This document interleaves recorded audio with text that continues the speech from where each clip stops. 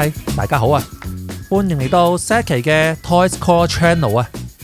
今日我真係好開心，想同大家傾下偈，分享一下我喺2到3月份入手咗我心心念念嘅幾盒模型同埋一啲嘅工具，就係面前呢一堆嘢啦。今期會分成模型同埋工具兩個部分。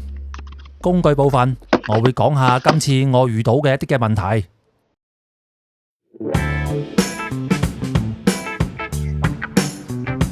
嚟講下呢一套先，終於喺上年年底等到佢嘅大量再版啊！諗都唔諗，第一時間就買咗啦。就係雷霆就域嘅 MS06 渣古2嘅逼根 set 套裝啊！呢個套件好多人都笑鬼佢，就係話，買大炮送渣古咯。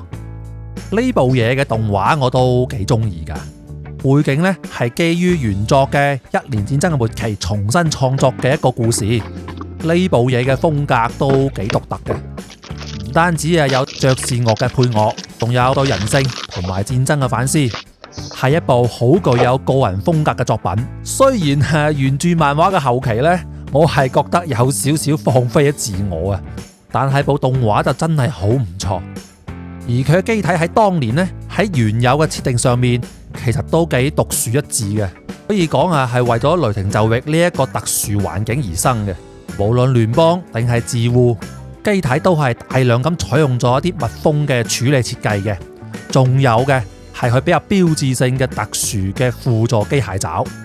雖然喺當年呢，網上面對佢呢個設計呢係有啲爭議嘅，但自從睇完 G-Crux 之後呢，其實你都冇乜嘢係接受唔到嘅。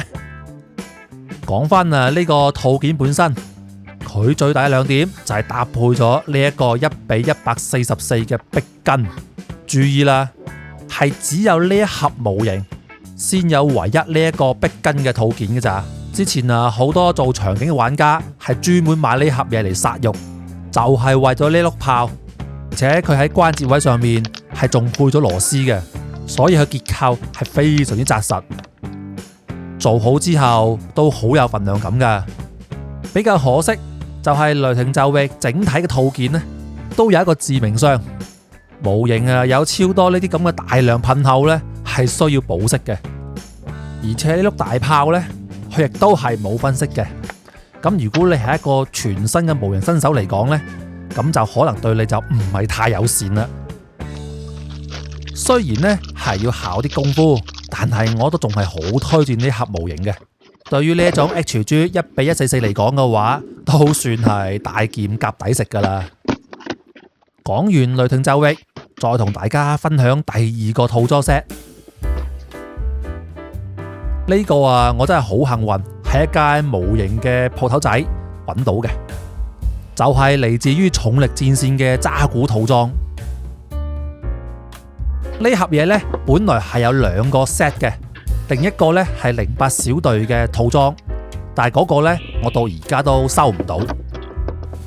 咁我唔知道大家仲記唔記得重力戰線呢部嘢啦？佢係新 YC 喺08到09年之間呢，以一種寫實紀錄片嘅風格推出嘅一部 CG 動畫嚟嘅。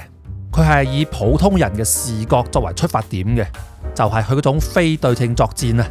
即係例如話聯邦點樣用佢哋嘅61式嘅坦克去對抗自護嗰種巨大嘅 MS 啊！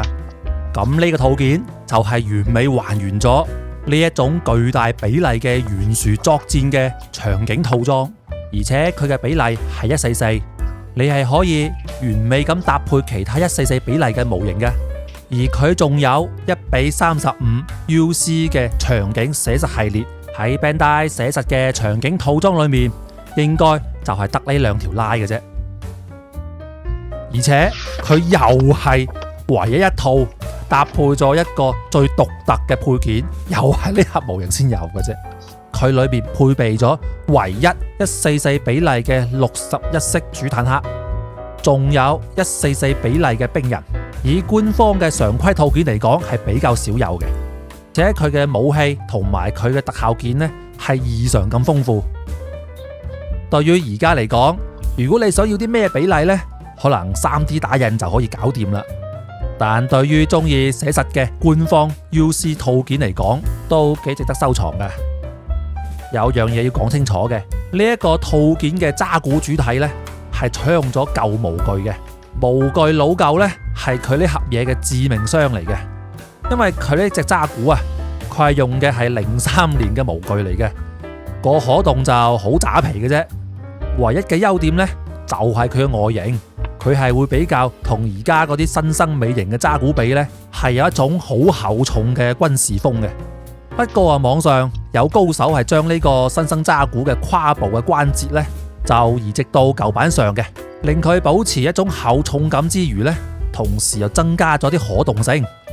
到時如果我製作嘅話，可能我都會試下呢一種玩法。啱啱咪都講咗，仲有另外一個1:35UC 嘅場景寫實系列嘅，呢個呢，偶爾都係會有少量再版嘅。呢個系列最難買嘅，其實係1:35嘅61式坦克同埋08小隊呢一個指揮車套裝。呢兩隻嘅再版啊，真係少之又少啦。而家二手價呢，都炒到好鬼貴啊，只能睇緣分啦。講到舊模，我喺買重力戰線嘅時候，無意中呢就見到呢一盒 F91嘅舊模。其實好幾年前呢，我係有一盒嘅，當時我自己嘅製作水平呢，就太渣皮啦，最後都係送咗俾人。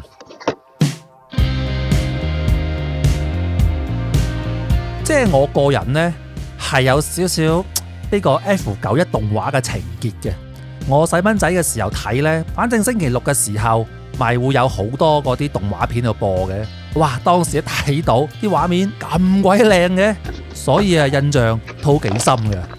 即係等到自己日後大個咗呢，再睇翻呢部嘢，都覺得哇！啲諗法都幾超前嘅。即係例如話佢有好多啲咩生物電腦啊、小型化嘅 MS 啊、宇宙貴族主義啊呢啲咁嘅概念有好多喺裏面。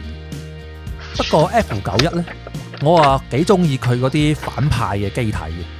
今次有啲可惜，我只係買到呢盒隊長機，因為佢好幾年前佢係有再版過 F91 嘅其他嘅機體嘅。嗱，我呢就買過呢一部雜兵機嘅。呢部嘢以前嘅廣東話配音係咪叫做即格渣古啊？我唔係好記得啊。但而家我喺網上揾到嘅大部分翻譯都係叫做基格佐德嘅。anyway 啦，反正呢部嘢呢，俾我嘅印象係好深刻嘅，因為佢有一種好濃厚嘅舊德系嘅風格啊。可惜當時我冇乜製作水平，唉，嗰啲舊化呢就亂做一通，到而家都冇再版，唉，就真係有啲可惜咯。真係要的起個心肝，認真考慮下點樣製作先得。即係點解咁多模型佬都咁中意玩舊模？畢竟佢嘅改造空間比較大，即係佢可以改比例啦，同埋本身再加上舊模嗰種古早嘅造型，再搭配而家現代嘅製作手法，分分鐘好玩過而家啲新模型嘅。我可能會用翻我之前做嘅呢個 Zeta 嘅頭部嘅技法，會做翻一種古早嘅合繪風咯。不過對於舊模嚟講呢， Bandai 偶爾都會有一啲複刻再版放入市面上嘅。但至於佢係複刻邊一個系列、邊一個機體，咁就話唔埋啦。咁到時大家期待一下啦。除咗見到一啲比較難買嘅 Bandai 模型之外，咁我自己呢係都幾中意一啲本土嘅原創模型設計嘅。嗱，呢一個呢唔係飯盒嚟噶，係嚟自廣州本地公司嘅一個品牌，咁叫做核成製造。我好多年前就有買過佢哋嗰隻紅丸嘅，咁講真呢係超可愛嘅。其實都唔係新品嚟噶啦，咁只不過呢喺今次2月漫展嘅時候我先至入手啫。咁佢係屬於紅丸嘅第2彈。喺現場聽佢哋啲負責人講呢，佢哋嘅想法係嚟自於呢個拉丁美洲嘅大兜蟲。咁主打就係呢個快速迷你拼裝模型，有啲似呢個 Bandai 嘅30分鐘系列。呢盒嘢呢就仲未拼嘅，但係以我砌過佢哋嗰隻紅丸嘅感覺嚟講呢，嘅零件組合度係 OK 嘅，而且核誠呢，佢哋有一個特點啊，佢哋好鬼中意用呢個透明件嘅，隱隱約約睇到裏邊啲內扣，睇起身都幾 premium 嘅。畢竟係一班設計佬做出嚟嘅嘢，造型同埋顏色都幾討好嘅。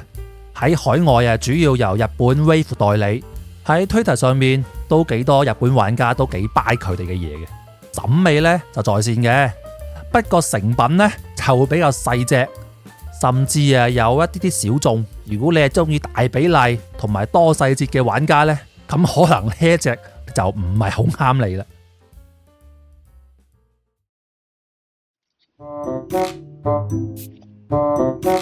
講完模型，交流一下最近我買咗啲咩工具啦。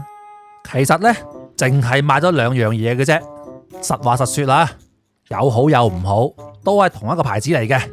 嗱，呢一個迪斯派嘅海綿沙紙套裝，佢哋呢係出咗2款嘅沙紙套裝，2款我都有買，但係我只係中意呢一款海綿沙紙啫。另外嗰款呢，除咗個打磨板設計得唔錯之外佢大部分目數都唔可以水磨。嗰啲沙紙呢，講真就唔係好襟用嘅啫。對我日常嚟講呢，就一早 pass 咗噶啦。反而呢套海綿沙紙呢，幾好嘅，佢一共呢就有7個目數，係配備咗一條厚5mm同埋5條2mm厚度嘅海綿沙紙嘅。咁佢嘅基底材料呢，主要係碳化硅，同我之前介紹過呢一隻嘅日本紗布呢嘅基材係差唔多嘅。你係可以完全濕水打磨，同埋可以用水清潔嘅。2mm嘅厚度，佢比紗布呢會更加柔軟，用起身呢都好貼合啲弧面嘅。打磨起身嘅手感有少少似聚酯膜砂紙，都幾有咬力嘅。所以佢嘅切割力都幾鬼勁。我而家用緊佢嘅400目，好似用緊320目咁樣嘅。而5mm厚度呢都幾挺拔，處理一啲小平面呢都幾友好。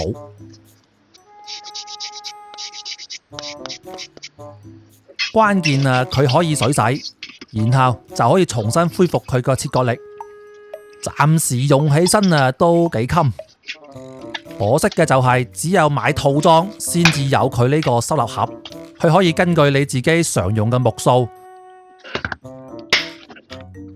獨立拆開同組合，就係冇得單賣，有啲可惜。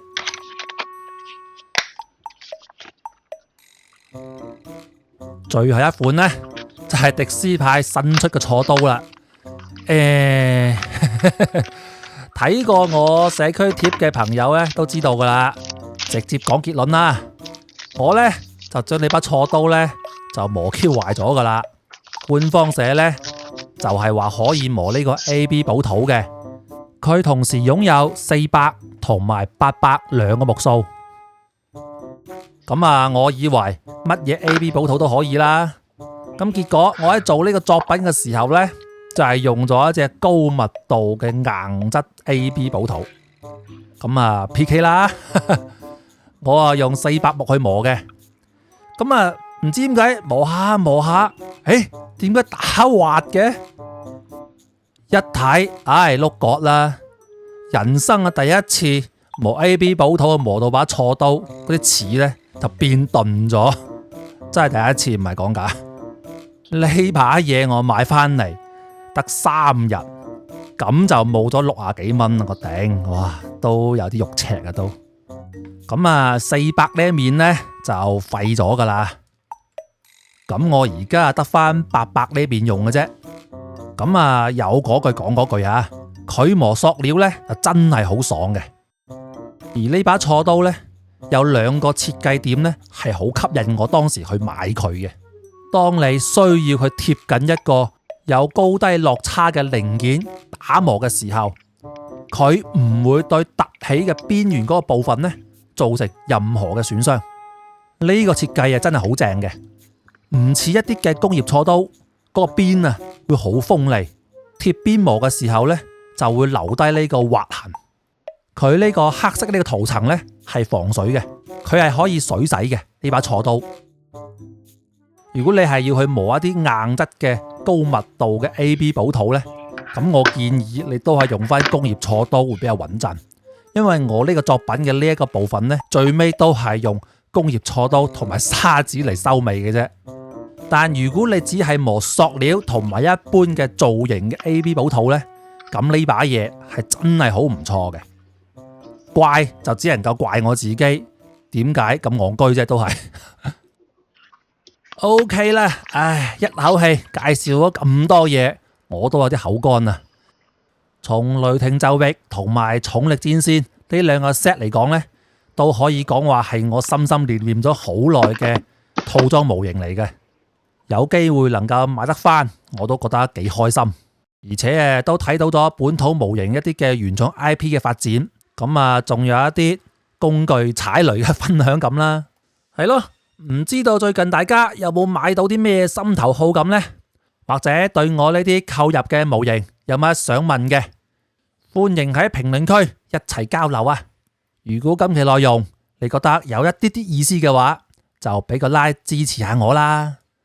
更加有意思嘅內容，我哋下次再見啦。我要趕住去做我嘅新作品啦，拜拜。